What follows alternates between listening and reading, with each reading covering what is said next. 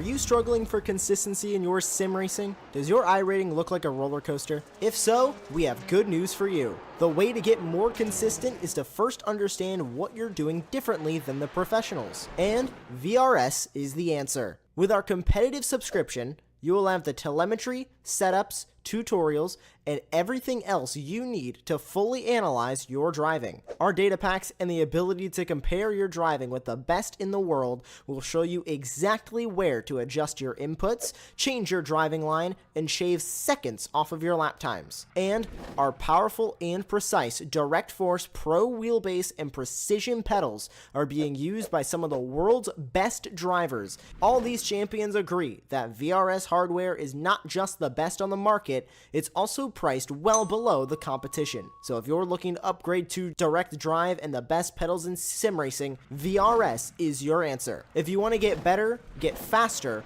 and make it happen sooner rather than later, you owe it to yourself to find out why so many people are switching to VRS. You'll be so glad that you did. Visit www.virtualracingschool.com and learn why the best use VRS.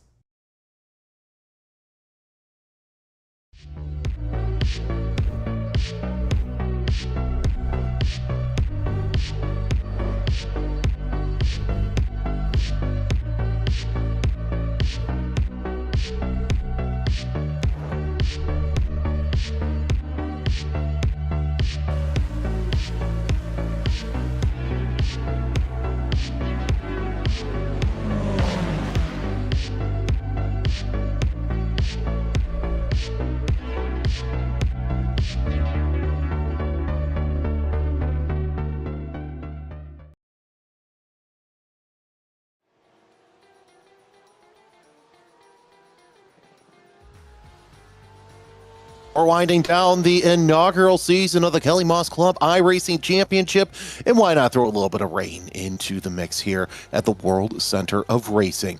Aaron John Song has one hand fully locked on the pro title, whereas you take a look at the team title, well, it's a little bit more complicated. Several drivers can take any sort of chances that they want, and we have no VIP right now, so only 3 classes to make life just a little bit more interesting. Good morning, good afternoon, or good evening, depending on where you're watching the Kellymoss channel online.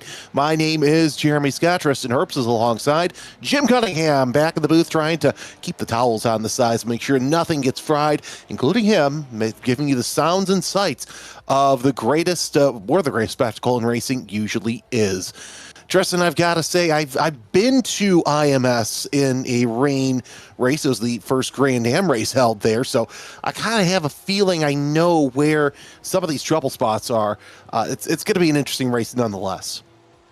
Yeah, absolutely. I mean, in general, the rain in iRacing has always been an interesting factor in any race. I mean, I saw it last night as well on a different series, and it just brings so much entertainment, and it's a bit of a wild card as well as to what the drivers have to perform out on track. You know, there's as we've seen already in Indianapolis with a couple of the camera shots we've been granted with, there is just so much loose water sitting out on the track there, and it just proves you know, it's an opportunity that the drivers are going to have to take by hand, and you know, it's not something that they can just take from prior knowledge. It's a completely different ball game out there. The water is spraying hugely behind the Porsche 992s yet today, and I've got to say, it's the perfect setting for our penultimate round. And of course, today only 9 drivers so far entered in today's race. We have 1 new team driver. We'll talk about that just a little bit, but qualifying underway here at Speedway, Indiana, the crossroads of speed. Of course, if you don't know the Indianapolis area, well, not too far away, you've got Indianapolis Raceway Park, where the U.S. Nationals are held every year. Of course, this is home of the Indianapolis 500, the Brickyard 400, the Battle at the Brickyard, and sometimes the SCCA runoff. So really the central hub of racing here in the Midwest, with lots going on. Also, sometimes inside Oval Turn 3, you get some sort of, you get some dirt racing as well. So lots for anyone here within, I would say, a 10-15 mile radius. Yeah, it's great to see a track that's got so much dynamic and so much to offer. But we're here tonight, obviously, watching the singular car inside of the GT3 class. It's the Porsche 992s, as it's always been here for the Kellymoss. And like Jeremy's mentioned, unfortunately, we are only 3 divisions here tonight, and we'll get your points up to go through them. We'll still bring your points up for the VIPs, but unfortunately, none of them will be changing here tonight, as I still do not see anybody joining in. But the championship standings for our Pro Series, Aaron Johnson, like Jeremy mentioned, is pretty locked down up in the front, and he is pretty much cleared off from Blake McGovern in P number 1, 136 points to Blake McGovern in second. Nonyanza will be 3rd position in that championship standings, with Caden Kelly and Griff Aspen behind. Unfortunately, Erica Hoffman, Michael Clark, Ashley Freiberg, and Riley Dickinson, no points on the board here. And unfortunately, with it being the penultimate round, we have reached you know, the closing spots of the season, and there's not too much more that they can gain for there. But moving on then from that, we've also got our team championship. Carl Lemcol currently only 10 points ahead of Jacob Harder, and we haven't seen Carl Lemcol in any of the racing action for the past 2 rounds now. So he's slowly but surely losing that lead. Jacob Harder, I believe, is here tonight. Indeed, he is, as well as Nathan Water, the big burger man, in 3rd position. Ted Burns, 4th position with 74 points. Cameron Cool, currently 5th position. Chris Bowman and Donnie Leonard in 7th. Unfortunately, again, Luigi Pugliese, Tom Dyer, and Mark Miller, the 3 drivers in the team category, unfortunately, no points on the board, respectively. And of course, don't forget, you still have drop rounds as well. Joseph Holman, 5 wins on the season, has really given him a large 33-point lead over Anthony Castillo. No wins yet, but he does have a higher finish over Max Fleerman, who's 7 points behind Castillo. So that battle for second place in the club member standings still looking pretty good. Holman really showing his consistency as now he just goes to the top of the club member series. And of course, also take a look at our VIP real quick, just for posterity's sake. Dan Clark has 4 wins on the season. That's catapulted him to a 107-point lead over Peter Mackay and Ryan Marine. Those three are the only 3 who have been apart. Andy Lee, Luke Hartog, Sheena Monk, supposed to registered. Hopefully we'll see them next time out, and we'll have a bumper crop of a field next time here. But either way, it's going to be interesting to see what happens. And of course, I wouldn't be surprised to see Dan show up late. He's done that before and run from the back of the pack. And if anybody knows this track, it's going to be him, because it's technically his home track.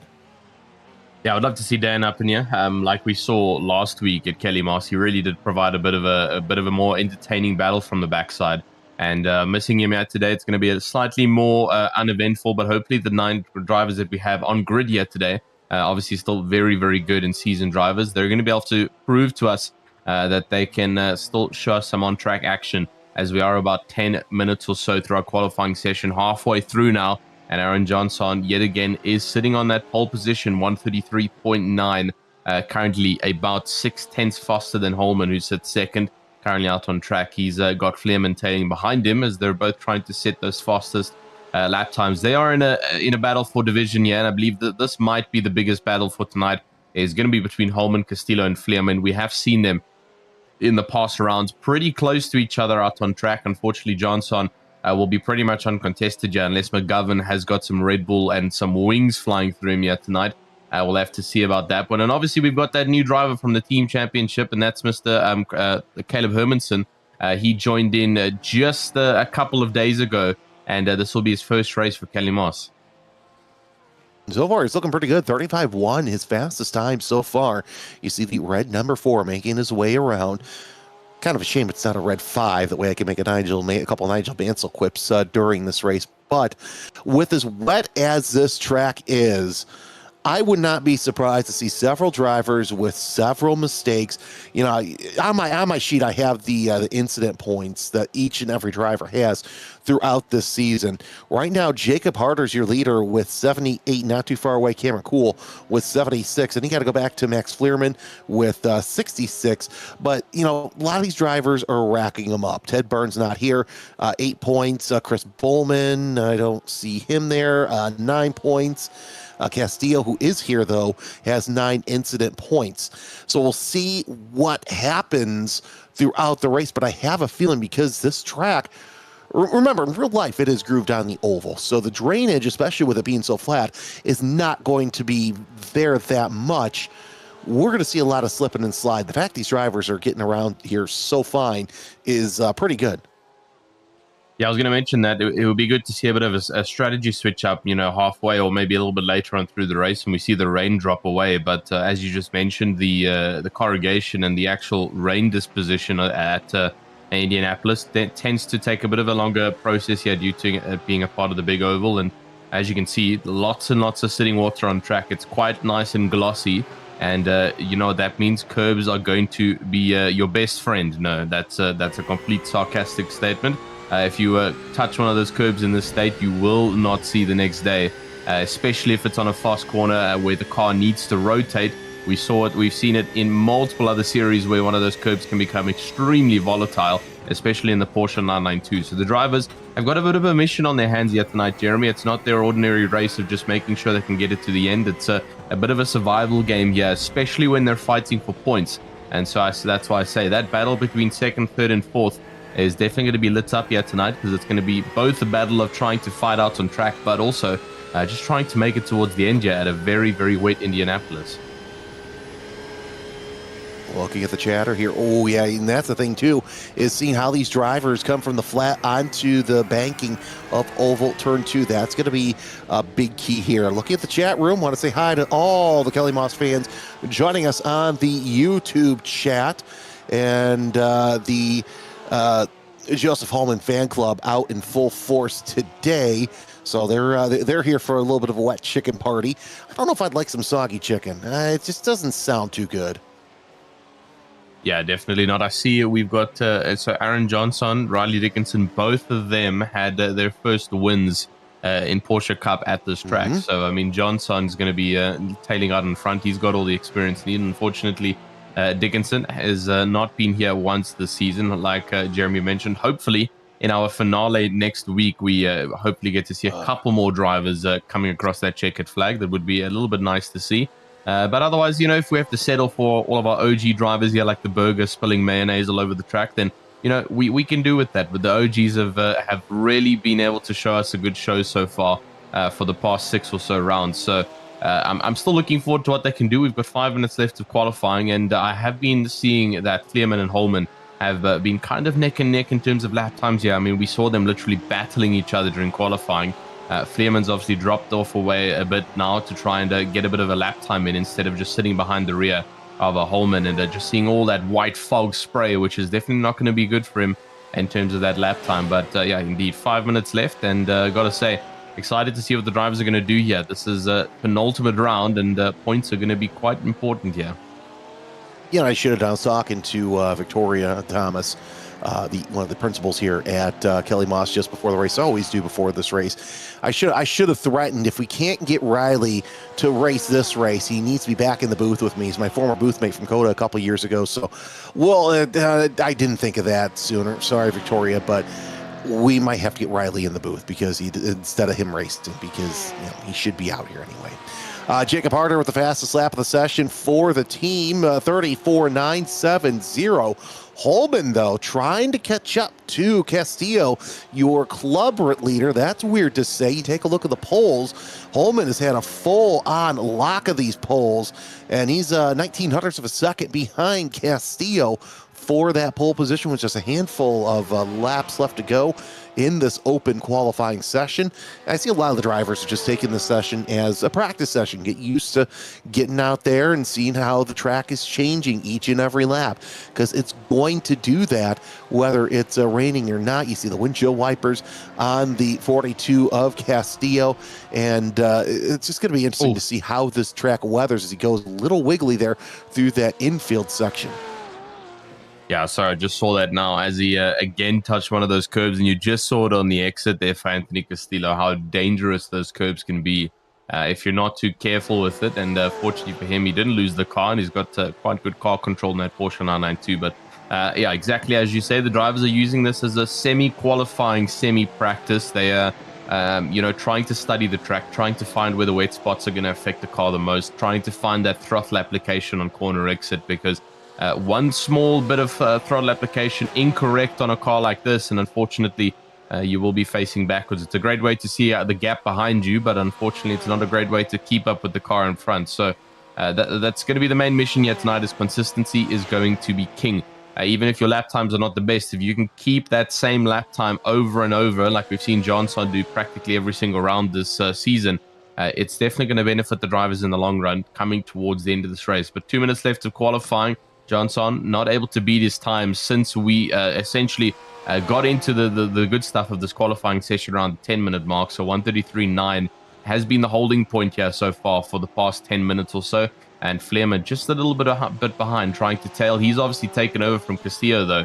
So that second, third, and fourth battle is changing up slightly. And boy, I cannot wait to see what those second, third, and fourth drivers can do.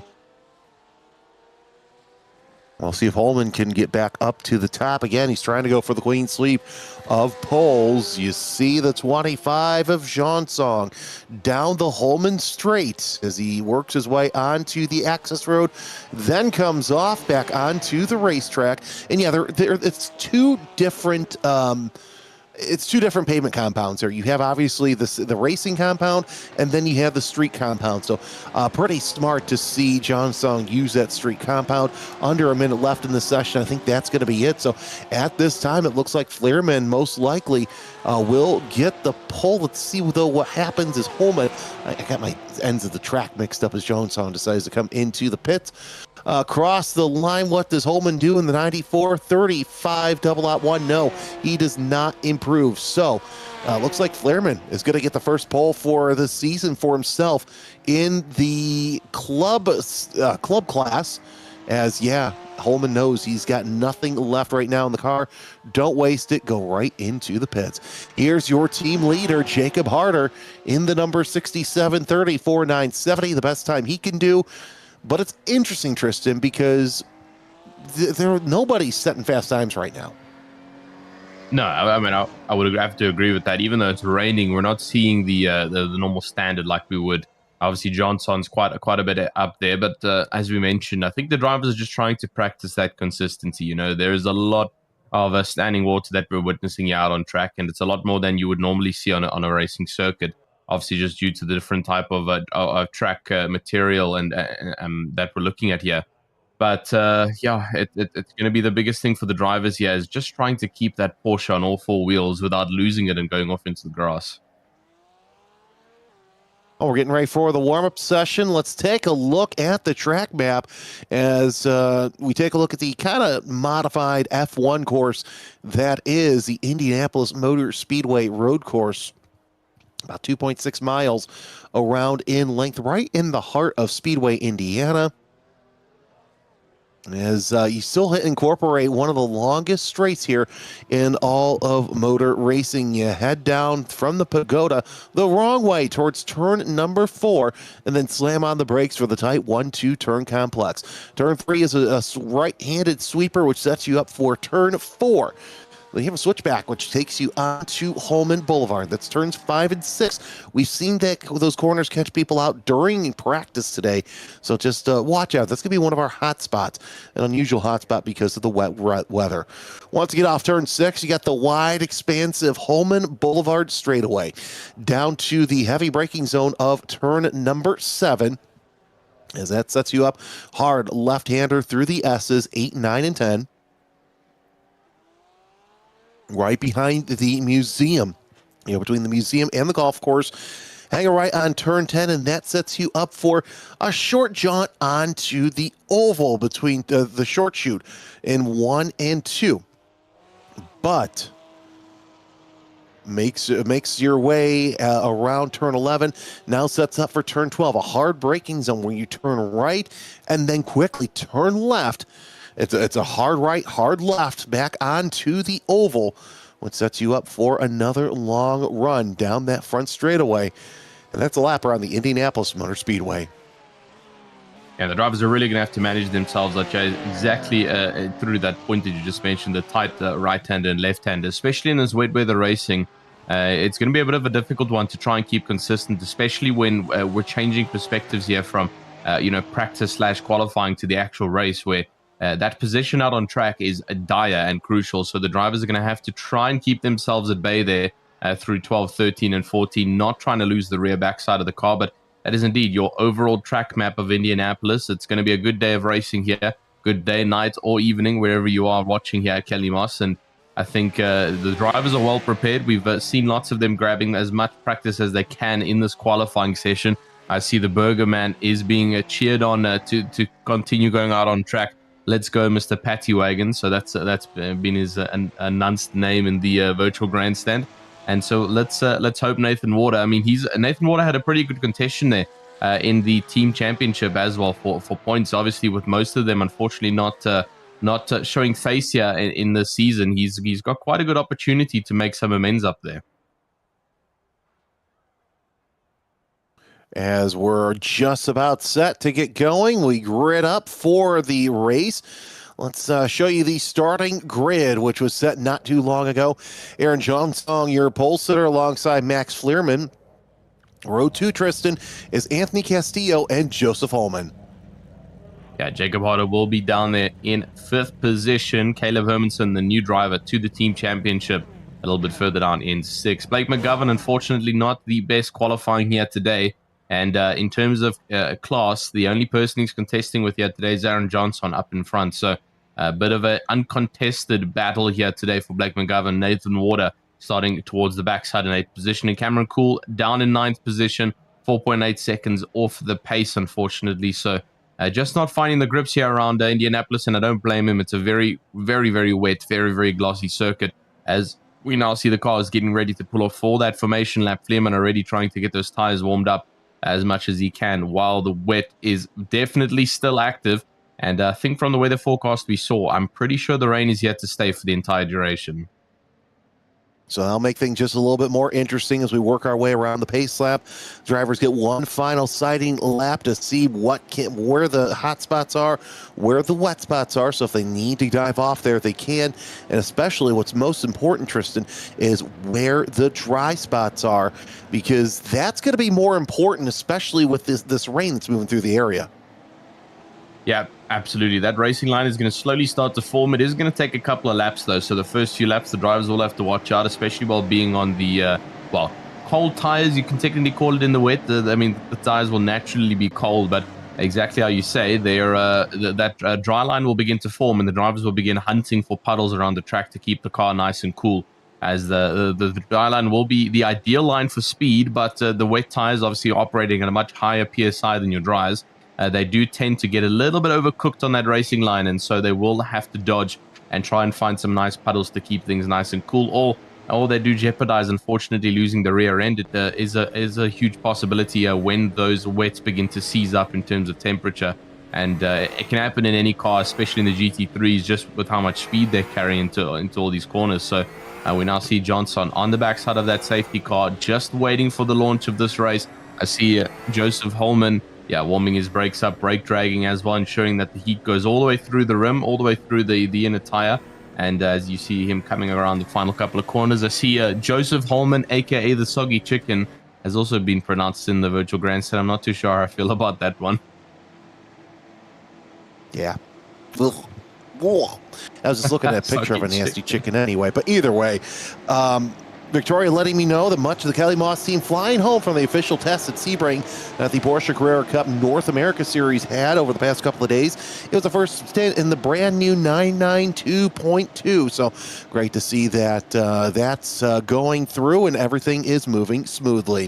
The pace car will make its way around turns 12 and 13, and then they will pull off and let the field slowly work their way around turn 14. It's going to be interesting to see how many drivers take that high line coming off of turn number 11 right onto the banking, because you can kind of see where the dry line is starting to form. There's the pace car pulling off, and it's a very awkward pit road. So if you have to pit, which thankfully in this 40-minute sprint race there are no pit stops, it's going to be a little bit more difficult. It's Aaron Jones-Song and Max Fleerman on the front row. Joseph Holman, Anthony Castillo make up row 2. Caleb Hermanson and Jacob Harder, row 3. Blake McGovern, Nathan Ward, row 4. Jockeying on the field, Cameron Cool in the number 19. Field starting to work their way around. We are green for this 40-minute race, and already John Song trying to get into that dry line as some drivers having some problems, trying to get some sort of sight line into turn 1. We hold our breath as we start to fan out 2-3 wide going into turn number 1. John Song and Castillo are nose to tail with Fleerman and Holman going side by side before that. It's one, they get it straightened out. Yeah, great pull off there from Anthony Johnson, Aaron Johnson, apologies, not Anthony. And I mean, he's done it all season long where he's gotten the pull off and he's completely blown Anthony Castillo out the waters behind him, and what a great pull off. But now the question is, like we mentioned, that dry line hasn't formed 100% just yet. And so there will still be a little bit of wet patches up. And there we go. There's the first. Cameron Cool completely off of the track in the background. That's going to be a huge barrier hit, unfortunately, as I don't think the runoff would have been long enough for the speed he was carrying there. That was a very, very fast Porsche 992, unfortunately. And off the track he will go. The grass is also extremely wet, so it also just acts as a bit of a slider for these cars. And man, just hoping Cameron Cool can continue the race after that one. Well, he did take the toe into the pits, so hopefully we'll get a replay of that. But yeah, the second he hit the grass, it's like he picked up speed. So kudos to the iRacing developers. At least they got that right with getting this rain. They've really done well when it comes to this new rain model, which is more the big things in this updates in this game. Let's take a look, see what happens. He's just spinning his tires there. We'll see if we can get an earlier replay. But yeah, here he comes around turn number 4, I should say. And I have a feeling I know what's going to happen, and it's going to involve touching the curbs there in the right there. Just touch the curbs, and there it goes. Not so Mentos fresh. Not so Mentos fresh indeed. That front that front right is a little bit impacted after that one. And like you mentioned, he towed back to the pit lane. I think Very difficult to get out of that grass. But yeah, like you mentioned, I mean, iRacing coming with probably the best rain model in any sim racing platform that can be advertised right now. And obviously, I think they took the longest to get their rain model out there. You know, they spent quite a lot of time for drivers only having dry weather racing, but it's because they spend so much time perfecting that rain model. And as we can see, it's really has proven some good racing, and it's super realistic indeed. But things are changing up here. Lots and lots of movement around. You'll get your live timings up on the left-hand side to see the movement on the grid. But currently, this is Jacob Harder currently pushing alongside the new driver of Hermansen as they're trying to go around. McGovern's also moved up slightly, and Castillo has dropped all the way to the backside of this grid. So not too sure what happened to Castillo there, but he's definitely lost out in the past lap. Obviously lost it somewhere, and to the back of the grid he will go. Here's your replay quickly of Anthony Castillo, and this looks like coming onto the main straight over here. Castillo possibly just a bit too much rotation under braking. Into the corner he will come, and just a bit of a late one, and again on the grass. Very, very difficult to keep that Porsche pointing straight.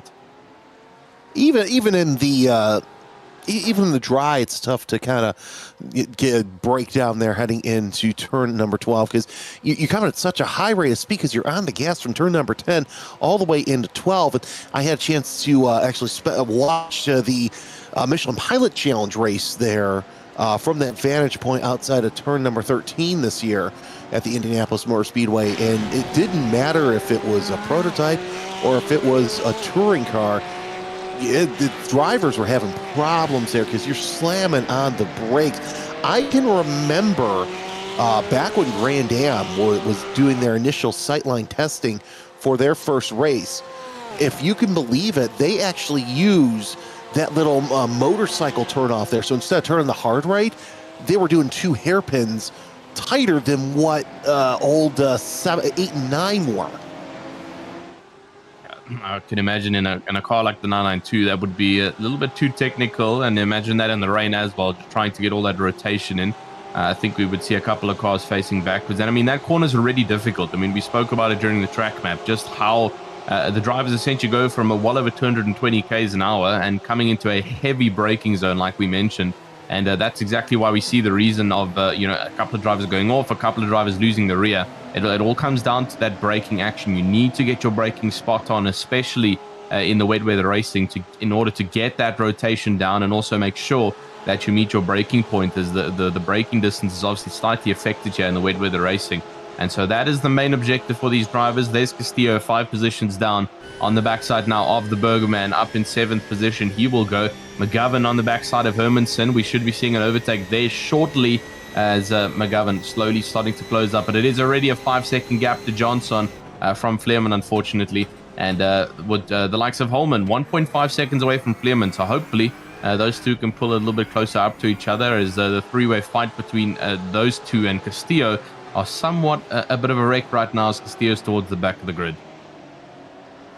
The camera cool back out there on the circuit, albeit lap down, but either way, he's able to get that car back out there, which is absolutely huge. There's your second place in the team standings, with Caleb Hermansen sitting there about a second behind. And this is what's going to be interesting to see who can capitalize on all this. Joseph Hallman trying to struggle to catch up to Max Fleerman, but I have a feeling we've seen the past couple of races where these drivers, they were racing one another. I think that some of them are going to sit back and kind of capitalize on everybody else's mistakes, because it's not going to be who makes mistakes, it's going to be how many mistakes are we going to see in this wet weather with the changing conditions, the changing, everything. Yeah, consistency is going to be the ultimate victor yet today, and it always is in the wet weather racing. It's not really about those consistent lap times, although if you can do both, like Mr. Aaron Johnson up in front, that's probably your most ideal strategy. But you always want to prioritize the consistency out on track than, trying to hit a couple of fast laps, and then the next lap, you kind of lose it a bit and lose all that time. But Brian Johnson, he's currently setting 134.0s, which is incredibly fast. That's literally 2/10 slower than his qualifying time, and he's still managing to keep it nice and consistent up in front. But on better news for Jacob Harder, currently sitting in 4th position, due to Lemkold not being in this race, regardless of where he finishes in terms of 4th or 5th, with Hermanson, I believe he will move up to the lead of that team championship. And I mean, obviously, that's quite a big accomplishment, especially heading into our finale next week.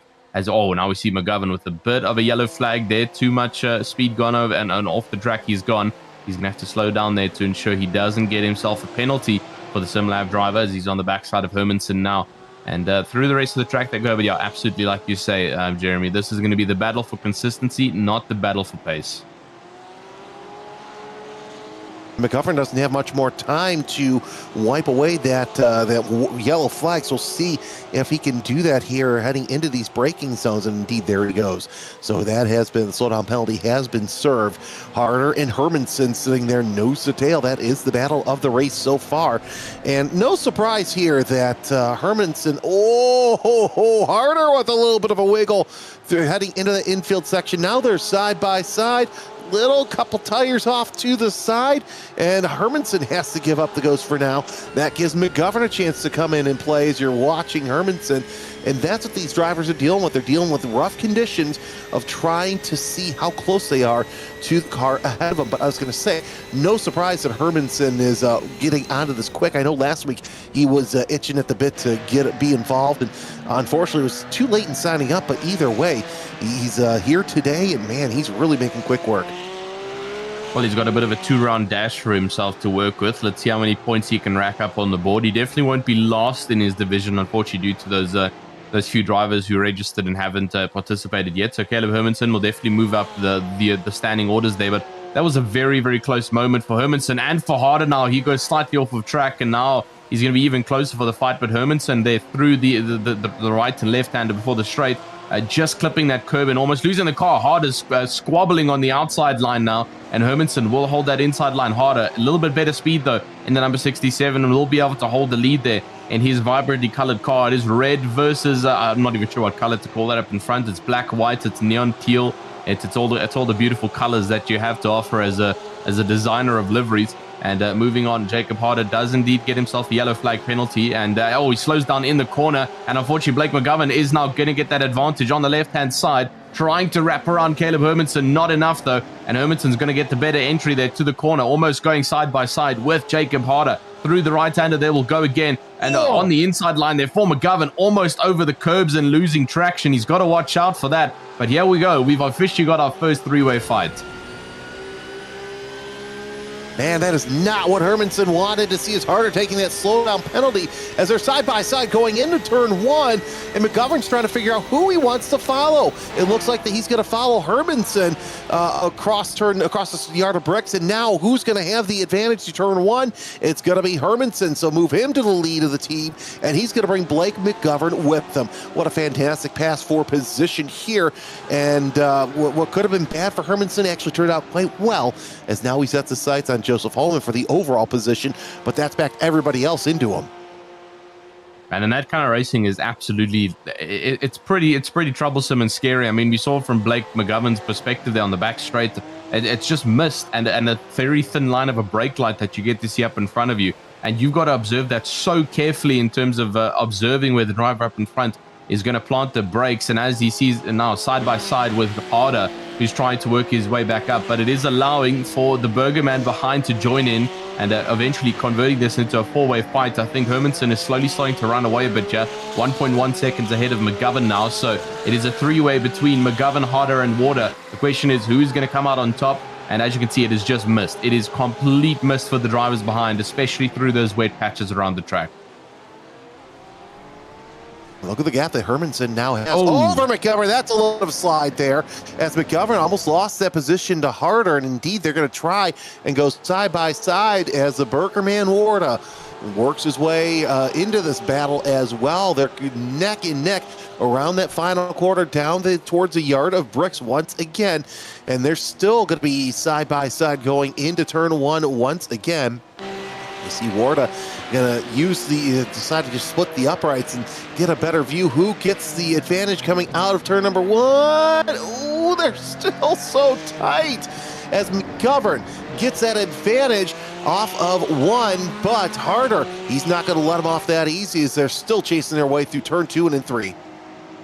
Yeah, I got to say, great in virtual grandstand, great comment made there by Whiskey Fowl mentioning that driving in the rain like this is essentially driving with braille. You don't really see much. You've just got to know the textbook procedure of tailing behind the other driver, and all that you can get from that is experience. You have to just experience it for yourself and, make those mental notes of how the braking works. As we see Nathan Warder almost going into the backside of Jacob Harder there, very late on the brakes, and you'll get a slightly worse rotation into the corner there, but indeed it's just a heavy mist up in front. All you can see is that thin braking line. You have to watch very, very carefully for when the driver in front is going to make that braking move, and unfortunately if you react too late, well, you could cause quite a bit of a pileup going into the next corner.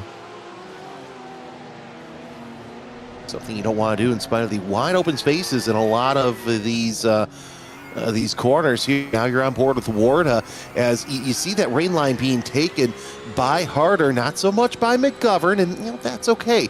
Both of those drivers making those lines work for them, but Harder can get the better run coming off that final corner as he's going to try and get around McGovern again and get back into that 5th spot. That's what's important for Harder. That way he can chase down Hermanson, who's, by the way, 2.3 seconds ahead of this battle. They've been battling each other so long that Hermanson has been able to open up that gap just a little bit more. Warda, though, knocking at that door, 2nd place in team, 6th place overall. Yeah, Warder's got a great opportunity here to get into the fighting action. Castillo's obviously joined onto the backside of it. He's not fighting in this class, though. But obviously the overall will still be good for him as he tries to fight. Now, on the backside of the burger mat, he will go. And again, in the virtual grandstand, saying that burger is pretty soggy right now. That track is so wet, and those buns have gone completely wet. So unfortunately for Nathan Warder, he's probably sitting a little bit uncomfortable. Yeah, great camera shot there we had of the pit row, but we continue going in the Porsche 992s, and here we see Castillo. He is very aggressive to try and get up to the top.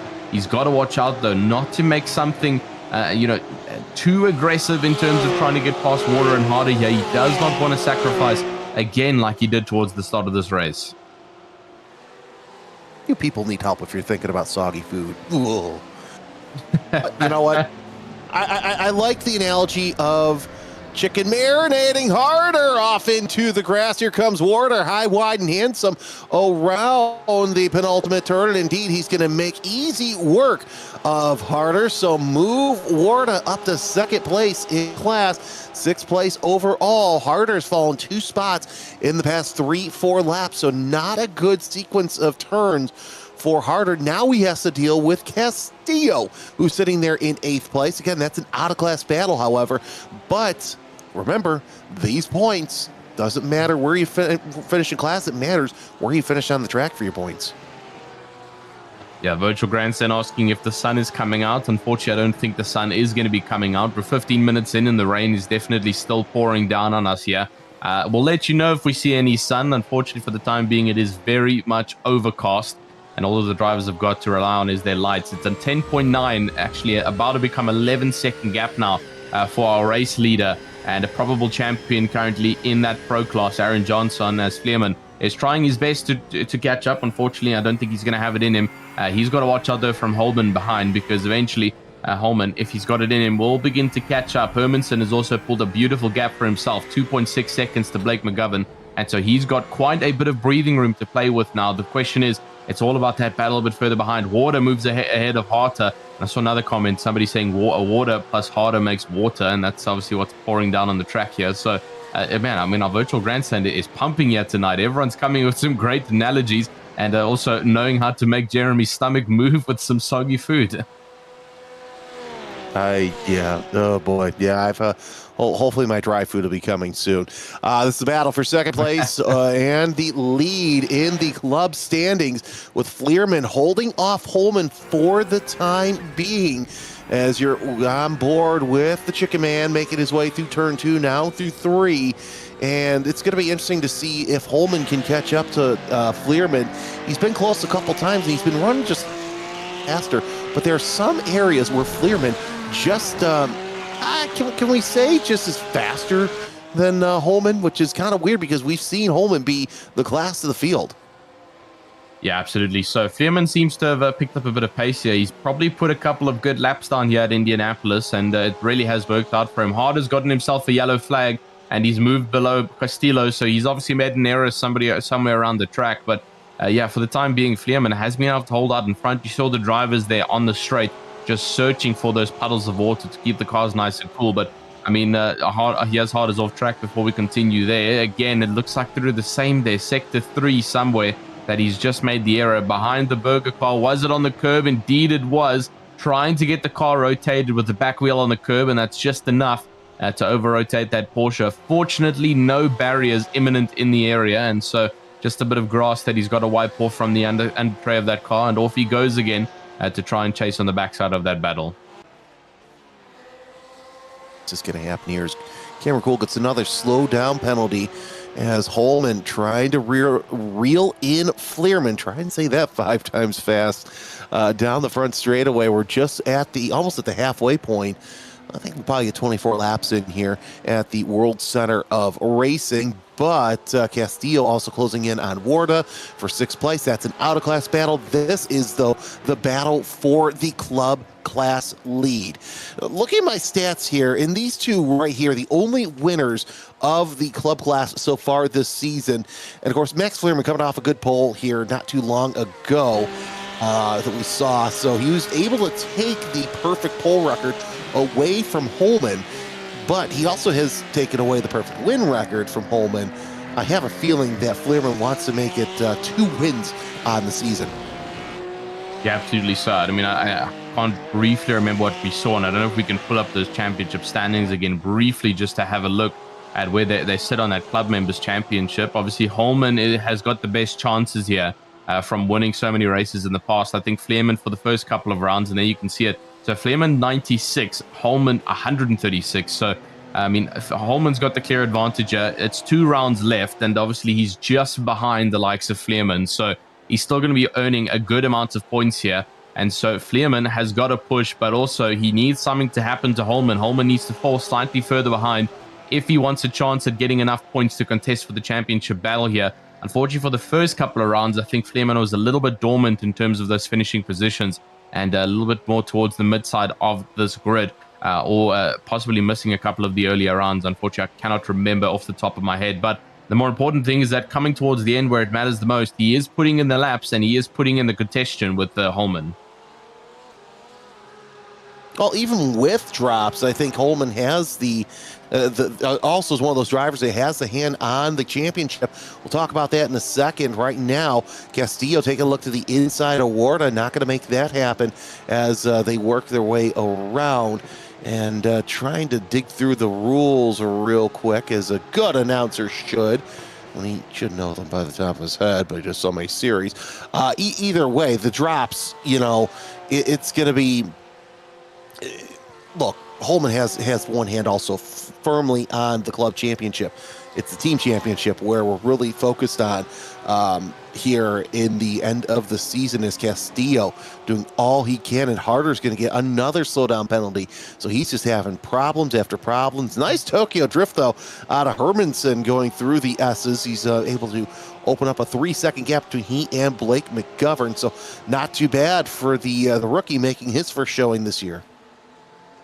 Yeah, absolutely. So we are officially at the halfway mark of this race now. So just a bit of a duplicate drive that the drivers have got to do. Yeah, the track conditions do not look like they're changing. And I've got to say to you, Jeremy, that dry line looks like it's not forming that much, mostly around the mid-sector of the track. You can see it's it's forming slightly here on the main straight, as we do have quite a bit of a dry line on the left-hand side. But I mean, through a couple more of the S sections, and yeah, obviously the banking, all the water will lean towards the inside. But on more of the flat side of the surface on the circuit, I mean, you can see it there. There's the racing line. It is still very, very glossy for our drivers here, and so they do still need to be very careful. Holman keeps on getting on the backside of Vleerman, but just not enough.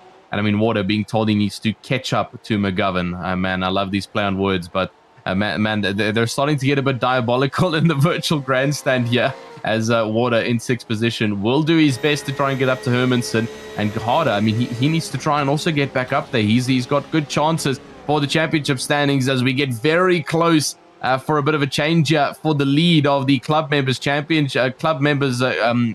here today, as Holman begins to look on the inside now of Vleerman. I thought there for a second we were going to see a pass there by Holman heading into turn number 7, but was not able to do that coming off the Holman straight, as now he sits back a little bit and thinks about his next attack that he can make into he can make it to turn number 1. Jim with the play on words there, Holman straight, which is absolutely fantastic. But still, let's see what Holman can do here on the front straightaways. We're past the halfway point. John Song up to a 17-second lead. So, ladies and gentlemen, he's up in Lafayette while everybody else is at the Indianapolis Motor Speedway. Down the front straightaway they come once again, as Holman going to tuck in line with Fleerman, and too far away to make anything happen. And making a dive this soon is probably not a good idea. No, definitely not. He's going to have to calculate this one. And like we mentioned again, it's going to be the battle for consistency here. Holman needs to try and find a spot where he sees Fleerman struggle and then take advantage of it. There is no room here for a risky or dangerous dive that could potentially ruin both of their races. He's got to make this organized. He's got to make it coordinated. He's got 18 minutes to play with. He's got a bit of time that he's got to work with here, and to ensure that he can make a clean and solid overtake here in the wet weather. You can see them just squirming for that wet line, trying to keep those wet tires nice and cool through the rest of this racetrack. And so Holman just tailing behind now. He is unfortunately idling between that 4 to 7 tenth range behind Fleerman, and Fleerman just seems to be slightly more consistent through the second and third sector.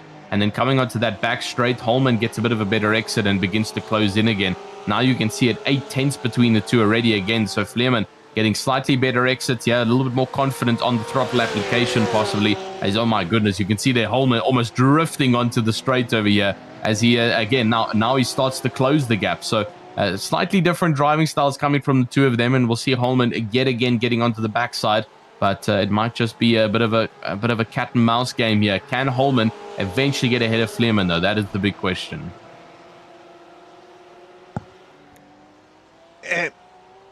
And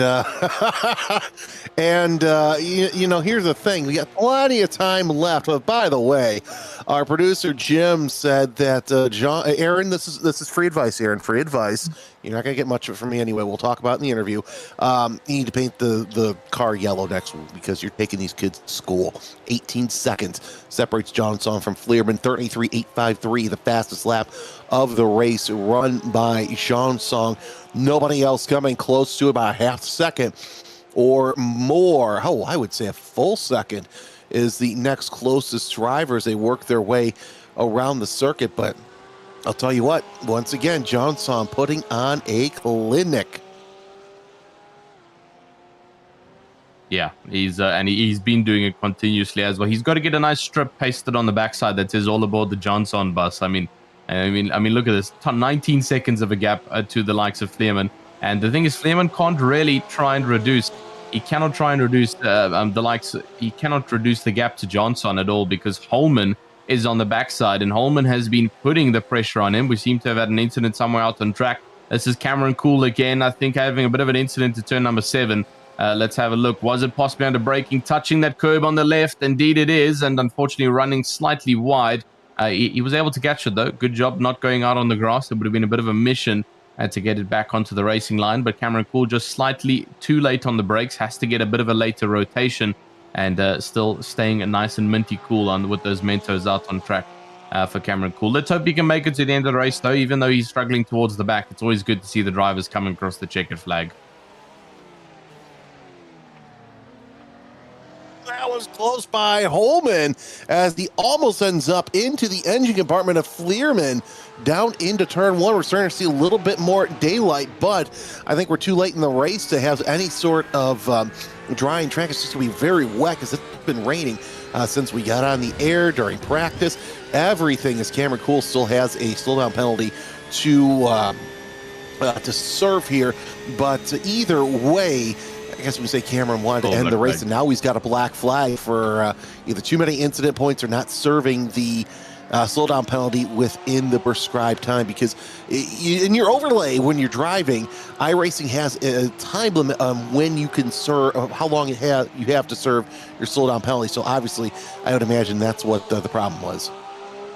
Yeah, it didn't look like that yellow flag was disappearing. I don't think, I don't know, maybe he didn't see it. Maybe he wasn't really caring for it. Maybe he was waiting a bit longer. But And like you say, you don't have all the time in the world to get rid of it. As now we see Holman side by side for the first time properly now with the likes of Fleerman, and trying to hold it on the outside line through the left-hander, going onto the main straight now. Unfortunately, he gets forced wide again, and he will have to trail towards the back end. But now, with that slight bit of slipstream, is he going to be able to make this lunge now, coming down to turn number 1? It's a long straight. He's got a lot to work with here. He's going to look onto the inside shortly to try and see where that breaking point's coming up. You can see trying to manage it. Unfortunately, he is losing speed currently on that wet weather line, and he'll have to tuck back in to keep on the dry weather line. Less drag on those tires, and he's being forced to go straight back behind Fleerman. And so this is just going to be it. It's a game of cat and mouse, like I said, and Holman's got to wait for the perfect time to pounce here and move up into that second position spot.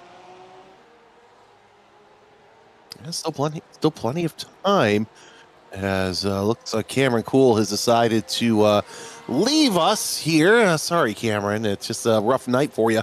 Holman going to pop to the outside once again on Fleerman. And look at how close he's closing on the leader for the Club Series as they make their way through turn number 7. Still side by side, leaning on each other around turn number 8. There's where Holman gets the lead once again. And move Holman to the point. Your points leader in the Club Championship is now sitting pretty.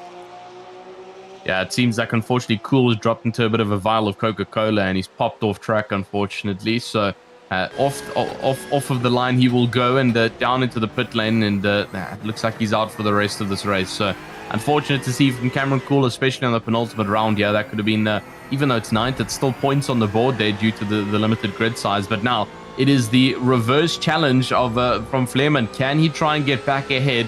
Or is this now going to be a runaway game? Can Holman extend the gap? Can he make it a slightly easier race for himself?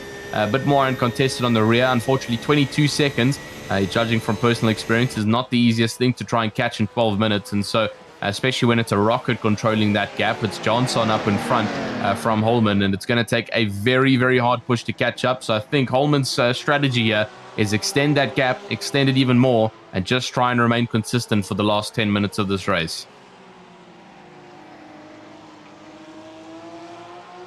Yeah, John Song continues to play a round of golf at the golf course around the circuit and still hold on to that lead. He's just been that good at that, just growing that lead. But Fleerman trying to do all he can to stay in the footsteps of your leader, Holman, down in the turn number 7. A little bit of a wiggle there, and not too worried about that line. If it was a dry lot, if it was dry and we were seeing that, yeah, I'd be a little bit worried. But Castillo and Warda also close in battle.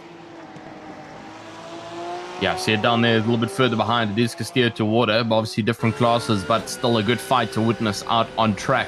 Fleerman is not dropping this gap whatsoever, and now he's almost looking onto the inside line into the hard breaker right-hander, and he's going for the dive. What a dive from Maxwell Fleerman. Is it enough, though? As he is indeed. He's going to get the rotation, and he's got the inside line. It's a bit of door-to-door bashing here between the 419 and the 94, and now Holman's going to have the outside line. He touches the grass, though, and almost loses his car, and he's unfortunately forfeited that. He's now slowing down 7/10 behind, and Fleerman, what an aggressive chance he has taken there, but he's made it work with minimal contact. But now side by side, and now I think he let him go there. I think he thought it was a bit unfair with the bumping there, and lets Holman go back up in front. And so the battle continues. Will it be a replica, though, in the next coming laps?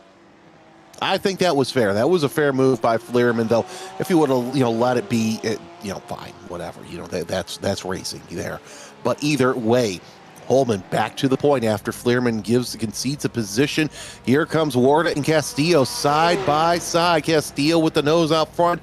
Warda with the line in the turn number 1. And Castillo going to be last off the brakes, I should say.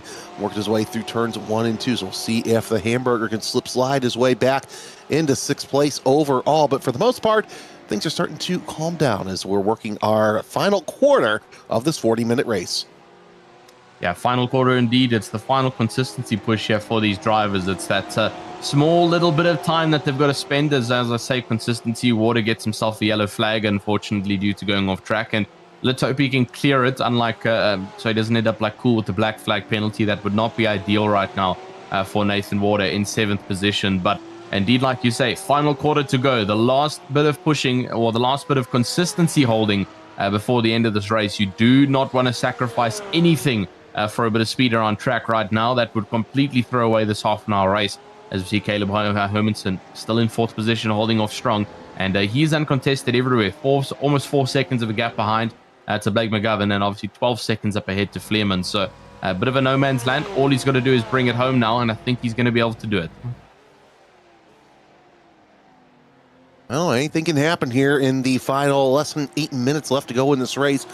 Looking at some of the drivers who have improved upon their grid position, the most anyone's done is 2. Holman, Hermanson, McGovern. Those are your big climbers so far this race. As we work our way back through the infield section, across the switchback, and now on to Holman Boulevard. It's still John Song, Holman, and Fleerman, 1, 2, 3, your class leaders. Include John Song in the pro, Holman in the club member, and your team leader, I should say, is Caleb Hermanson. He's still got a ways to go till anyone gets to Warda. Got to give a tip of the cap to Hermanson, making this his first race. And it's challenging enough making it at the Indianapolis Motor Speedway. It's even more challenging in these wet conditions to come out here and put a hurting on your class. Yeah, I was just about to say that. I mean, Hermanson, first race of the season. Obviously, he wanted to get in last round, just not completing the registration in time. But first race of the season at a wet Indianapolis, probably one of the more difficult rounds of racing here at the season of Kellymoss. And I mean, leading that team championship is a great feat. Obviously, there is only 4 of them, but it is currently the biggest division out on track. So definitely says something. Unfortunately, it's currently equaled with the club members, as Cameron Cool sits in that pit box and doesn't look like he's coming out 5 laps down. And we're officially head to 7 minutes left of racing now. And this is the pinnacle trial over here. Holman versus Fleerman, the only battle out on track right now, which determines both the 2nd position on the podium, but also 1st position in class. And Joseph Holman is going to be wanting to try and extend the points lead that he's got right now. As we already mentioned, he's got a very firm grip on that championship lead, and I don't know if it is actually contestable by Fleerman, just with the amount of rounds we've got left. But Fleerman can definitely try. He's got everything in him to try and get this pole, and we'll see if he can do it. Onto the Holman straight they go. Up towards turn number 7 they will go as well. And as you can see just in the background, Fleerman slowly but surely trying to creep closer. Tell you what, this beef bowl I'm eating right now is about as spicy as the action on track between Holman and Fleerman.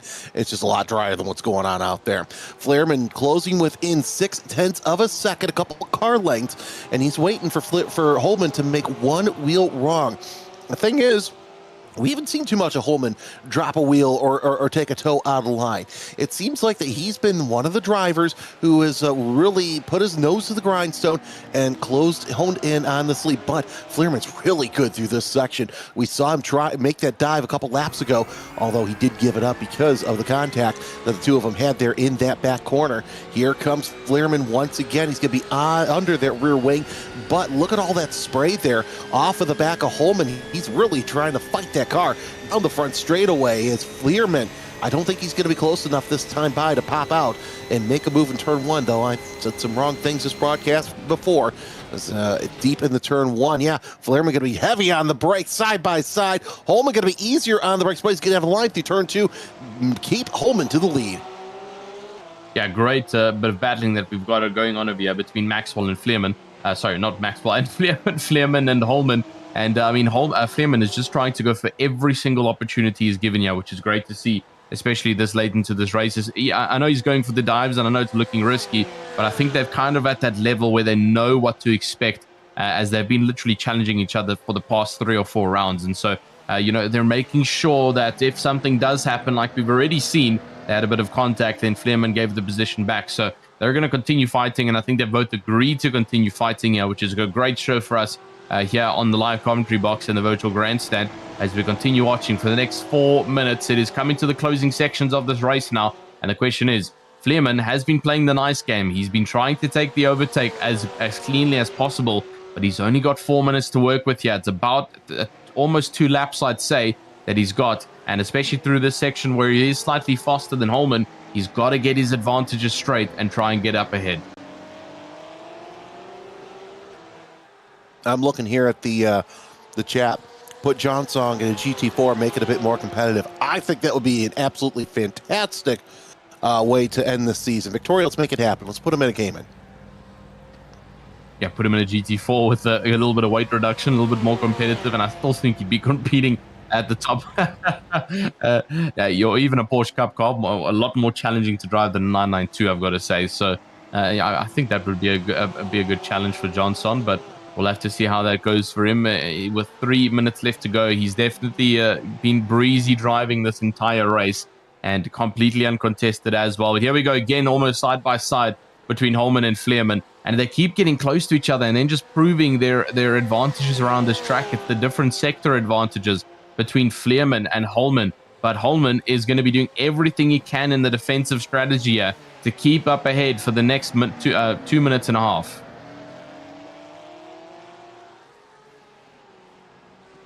So see the white flag here momentarily as your leader coming around the final turn. This right here is that battle for second place. There's Johnson right there off that last turn. Let's see what the flagman has in his hand. I think by doing calculations that we are working the last lap. I think this should still be second last lap. We're about 2 minutes and 5 seconds left, and lap time is about 1 minute 34 here for Aaron Johnson. So I think this will be second last time going around, possibly, unless obviously he slips up somewhere or just decides to eradicate the 28-second gap. But I doubt that's going to happen. And so officially just under 2 minutes left of racing now. And yeah, we'll have to see how it goes around. I think this is going to be still one more lap after this. Don't know if this is white flag just as of yet, but Maxwell Fleerman, regardless, he's only got very short time now to try and work it and get ahead of Holman. So he's got to make it work in the next couple of corners. Otherwise, he's going to have to settle for third.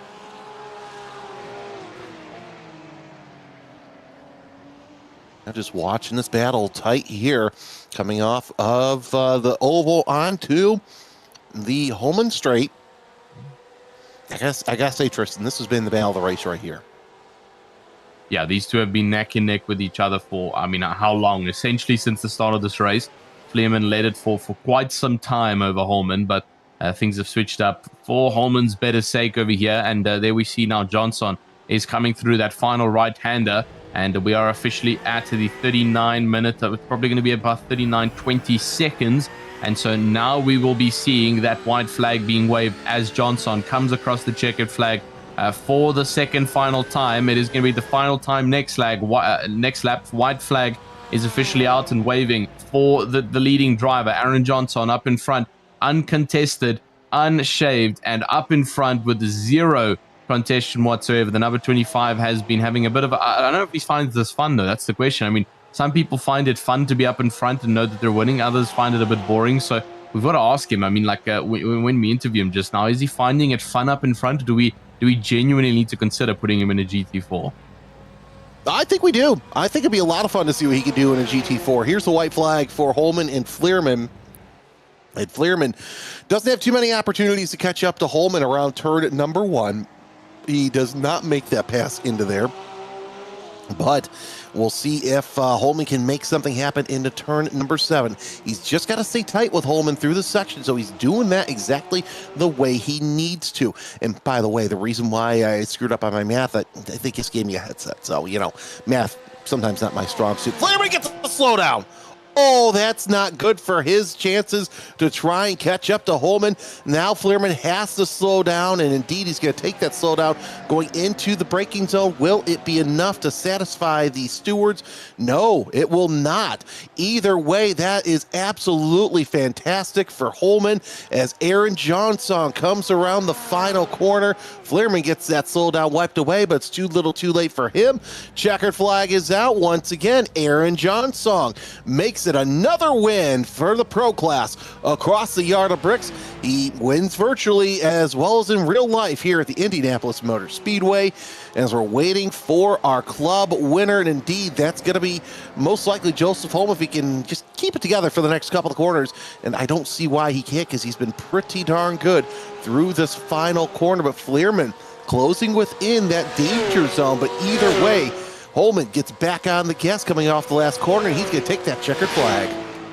Yeah, checkered flag out indeed for Holman, and what a great success for him, managing to hold off from Fleerman in second, and it'll be that final podium spot has been decided. Here comes Hermanson. What a great opener to his season here. Unfortunately, it's very late in the round, but a win nonetheless for the team division, and he'll be super happy over that one. Blake McGovern not having the most successful night yet tonight for the pro driver, as we see a little bit further back on. Castillo also dropping down quite drastically due to that spin-off. And a little bit further on in the track, a couple more seconds to come. It's going to be Water and Harter. The final two, the Burger comes across the line. And there in the background comes the likes of Jacob Harter, currently leading that team championship. It could have changed up slightly. We'll have to see coming into the final round next week. But there we go. Final driver out on track across the checkered flag. And the racing is officially over. Of course, the drivers making their way counter course around the oval for their, we'll call it their celebration lap, as another round of the Kellymoss Championship is done and dusted here at the Indianapolis Motor Speedway. And let's take a look at those final standings once again as we see the cars making their way counter course around turn number 3, now down the back straightaway. We'll see what kind of formation that they make themselves in. It's Aaron Johnsong, your winner, over Joseph Holman, who is your club winner. And it's Max Fleerman and Caleb Hermanson, your team winner. Yeah, incredible stuff there for Hermanson and the team winner. And that's officially it in terms of our race results. Unfortunately, it's a slightly reduced size in terms of this 9-car grid, but it is Johnson to Holman to Fleerman, Hermanson, and the rest to follow as well. But there we still see our winners at the top. We're just waiting for the drivers to finish off their warm-up laps here. Their cool-down laps, shall I rather say. We do see Fleerman is waiting for us in the interview room. We'll probably get to that shortly. I think Fleerman is still out on track. I'm not sure if he's joining in on the celebratory fun here around the oval of Indianapolis. But I've got to say, I mean, Jeremy, what a race we've had here at Indianapolis. Yeah, it was absolutely fantastic, the battle between Holman and Fleerman. Well, while the drivers are doing their celebratory laps around the oval, I know one driver that's not doing that because he's somewhere around Lafayette or Bloomington. I don't know where he's at right now. It's Aaron Johnsong, your overall winner. So we're not going to say everything we said about you in the broadcast, but next week, you need to make your car yellow with the school bus with some sort of school livery, because you're just schooling these guys. Cool. Fair enough. No, I'll stick with the black livery. It's easy. So we'll go with that.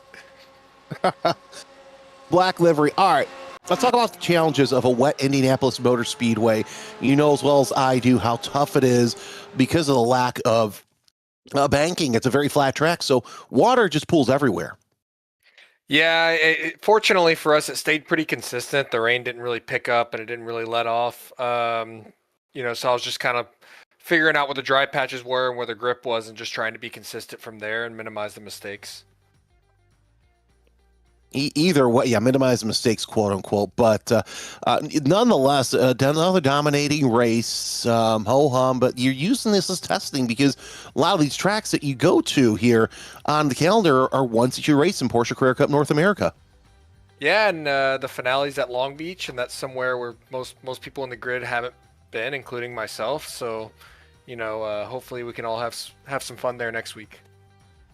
Before we let you go, this comes from the team manager, Victoria Thomas. We're putting you in the GT4 car. It's a success ballast. Putting me in a GT4 car? I mean, at Long Beach, I'll try, but if they let me out in front, I'm just going to block the whole field. That'll be a lot of fun. All right, Aaron, good luck. We'll see you next week. Hey, thank you, guys. I appreciate it. So there you go, Aaron Johnsong, once again proving that it's just too much. You can do whatever, basically. All right, Tristan, it's your turn. Yeah, indeed. I'm going to bring in Mr. Holman, who's obviously taken that club member championship. Holman, you're live on the commentary box here at Apex Racing TV, and I mean, man, just talk us through that constant battling you had there with Maxwell Fleerman. I think it was don't crash and don't hit Max. That's kind of what I was trying to focus on the entire time. I don't think I've ever had a battle with one car for that long, ever. Yeah, honestly. I'm actually going to pull up a Max over here as well. Just kind of have a bit of a chat with you guys, because I think you guys really did show a good amount of sportsmanship in this battle, and just to get it both from your sides. I mean, you mentioned probably one of your longest battles out on track with one solo driver. I mean, just talk us through. I mean, Max, welcome to the commentary box. Just talk us through your side as well of, I mean, this battle that you and Holman were having the whole time. Yo, do you want to go first? No, you. Okay. Well, as we've learned, dry is not my thing. Wet is probably where I'm better suited. Yeah, it was a really great battle with Joe. He drives super cleanly. I made a couple desperate moves. You might have seen as we were kind of getting out of the short shoot there, probably 5 or so laps towards the end. We got a little argy-bargy. I ended up getting the 1x and losing my clean race points bonus there, unfortunately. But I gave him the position back on the straight because I didn't want to get into any shenanigans of protesting or anything like that. I wanted to be super hands off about that. And then on the last lap, I ended up actually catching a black flag, trying to cut that chicane just that little bit more. But really great battle with Joe. He's a really great driver in the dry and the wet. I felt like everything he was doing was pretty justified. It wasn't like we were spamming headlight flashers or making big lunges. So it felt like a pretty classy battle from my side.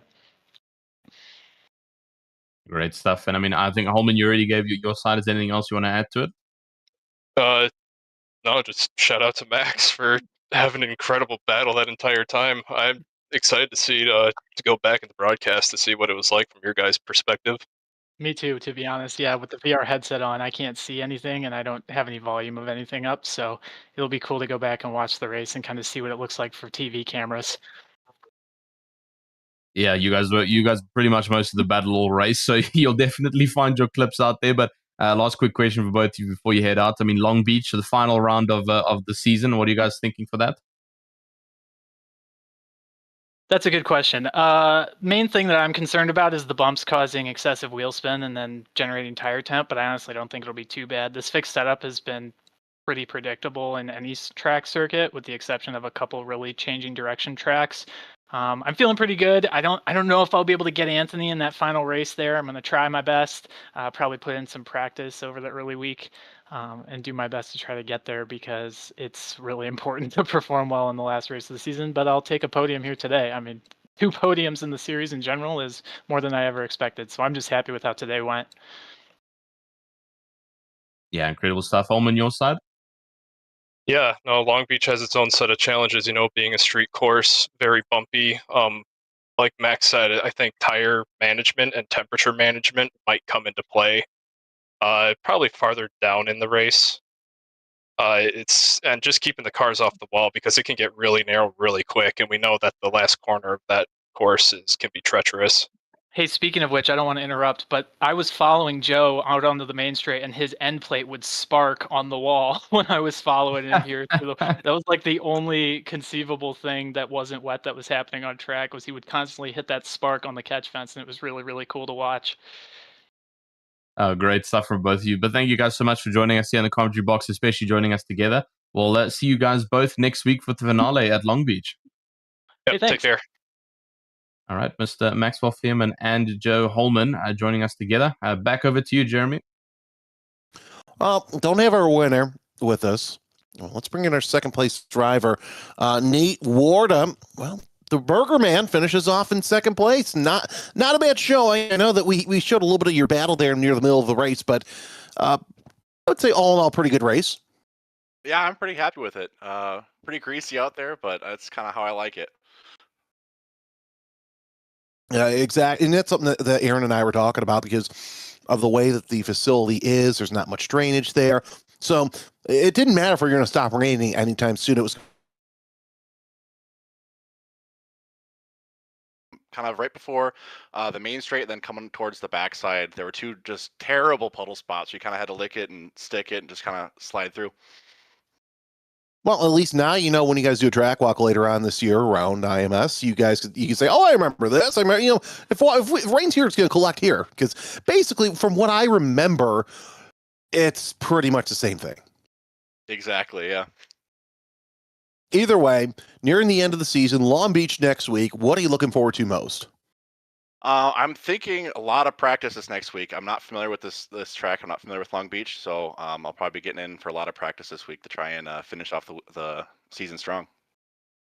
I'm so excited for Long Beach. It's easily one of my favorite street courses I've never been to. Congratulations. Anything you want to say to your fan club out there on the Kellymoss YouTube?